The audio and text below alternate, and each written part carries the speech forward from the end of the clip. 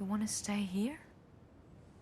Might as well get it over with right now. Okay, what if you're wrong? What if there isn't such a sanctuary? Then you would have sacrificed everything for nothing. At least I'll have tried. Yeah. The streets are full of people who have tried. You really think you will hold out here? Alone? You're fooling yourself. They will end up forcing their way in. No, they won't get in. Then you will go completely nuts and you will shoot your brains out.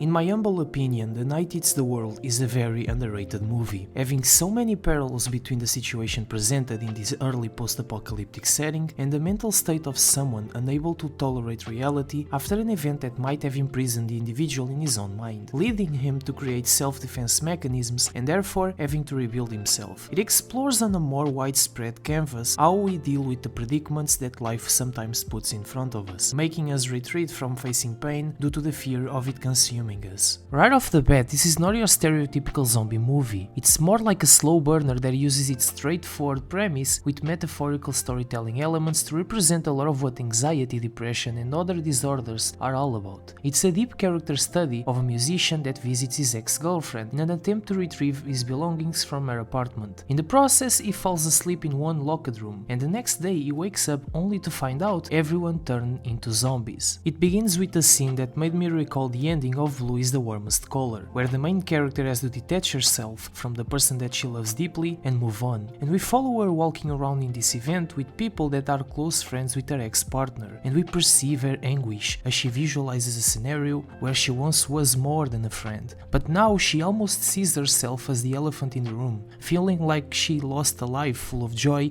and happiness. Here, in this one, we experience the same thing but at the beginning of the movie. The character is lost after the breakup, and he slowly decays into isolation throughout the film. As the night goes by and people turn into zombies, the building that he's in becomes his own sanctuary created by his wounded mind, by his suffocating solitude, safe from the outside world, where he doesn't have to face what's out there. A bigger story that is not ready to live, because his mind is trapped with traumas and anxiety triggers everywhere, and everything is a complete mess to begin with. But as a result of that, he begins to slowly reorganize his mind, making this building his own environment, where each door has everything he needs at the moment to ease its intrusive thoughts. He starts to secure each apartment and close its main doors to assure there's no zombie around, which serves as a metaphor for him recollecting his own thoughts, dealing with untamed memories that inflict pain on him. As he faces the zombies on each floor, it's like facing an anxiety trigger, because yes, each zombie in this film is the visual representation of an anxiety trigger, a weighted boss battle between the individual and specific fragments of recollections that compromise his comfort zone, and he slowly has to suppress these difficulties, one by one. So why do I feel each zombie means that? Well,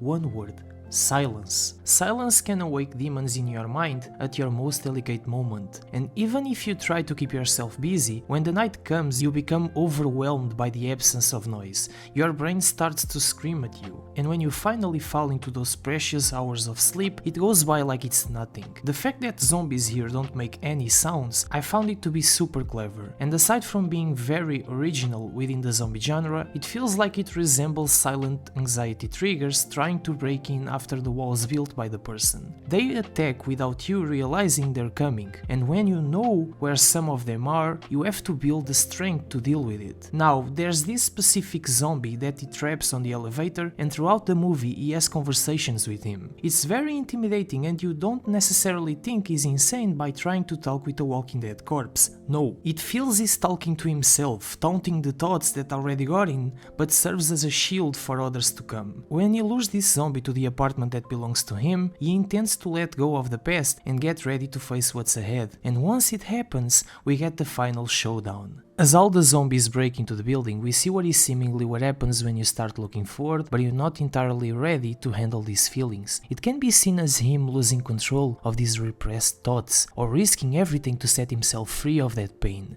thinking he's already able to move on, going outside his bubble and facing the outside world. There's a ton of key elements that splendidly foreshadow these concepts. For instance, the misconception of reality plays a big part in this movie. There's a scene where he shoots someone by accident accident and eventually is tricked by his own mind, making him believe that she's alive and shares meaningful conversations with him, depicting that in this transition, this process of dealing with post-traumatic events, a breakup, depression or other negative social experiences, sometimes you push people away and then wonder how it would have been if they stayed. That's crushing. Another example is him doing as much noise as he can, including screaming at his own demons looking directly at them. Or even the symbolism behind him burning all the tapes for the sake of emotional catharsis. It's a movie that leaves you wondering, and I love when any art form has more than it shows on the surface, even if its interpretation differs from person to another. Perhaps I'm wrong and it's not that deep, but it's cool to come up with these views. What about you? Have you seen The Night Eats the World? And if you did, what's your opinion about it? Let me know. Also, if you found my channel and you like what I do here, consider subscribing. I'll see you in the next video. See ya.